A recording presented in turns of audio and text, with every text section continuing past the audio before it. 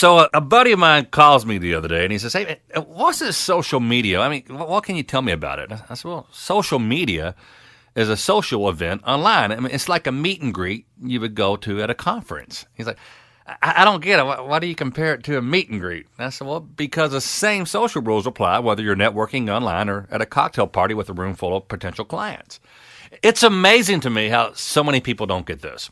So anyway, my friend, he couldn't decide whether to start out with Twitter or Facebook. So I said, you got a lot of friends on Facebook. Why don't you try Facebook? He said, all right, I'll do that. So he created an account. He spends a week or two just sending out friend requests. And once he gets like 200 or 300 friends, he starts his social marketing. His first ever wall post went like this.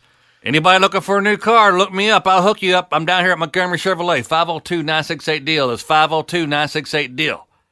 And he would repost this every 5 minutes on his wall, my wall, his friend's wall. I was watching him and just kind of keeping track on what he was doing. There was a lady, one of our friends we went to high school with, and she was talking about how she just had to put her mother in a nursing home because of Alzheimer's. And people were commenting, oh, Carol, so sorry to hear that. We went through the same thing with my mom. Our thoughts and prayers are with you.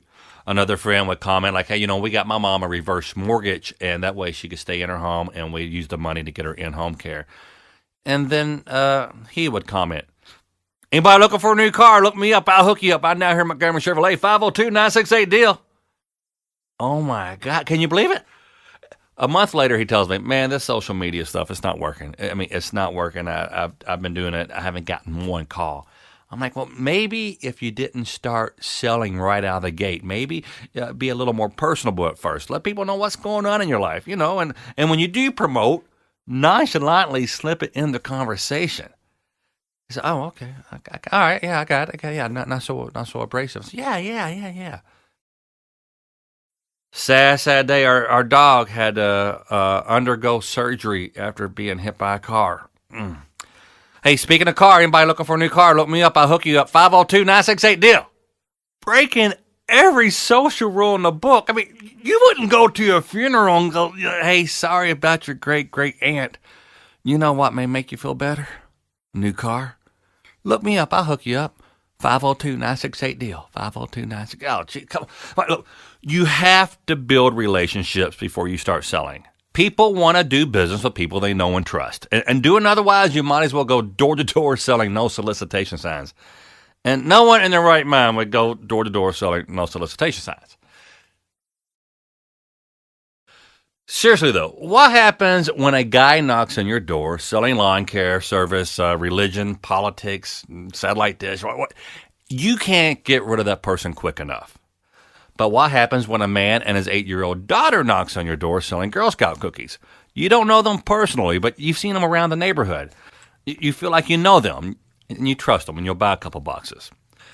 You may be saying, no one can turn down an 8-year-old selling Girl Scout cookies. But how many times have you walked out of the grocery store and acted like you're on your cell phone so the Girl Scouts there out front selling cookies wouldn't bother you? But if Carol in accounting was selling cookies for her daughter, you'd buy some.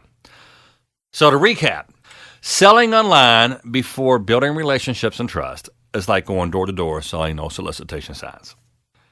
So what could my friend have done differently? He could have hung out a little bit. He could have engaged in a few conversations. I mean, it could have been seen. And he should have used his own picture instead of the car dealership logo. Nothing says, I'm here to sell you something like a company logo. Then after building a few relationships, he could have gone to his Facebook homepage, type in "need a car" in the search box, and found every one of his friends who mentioned they were looking for a new car, like this.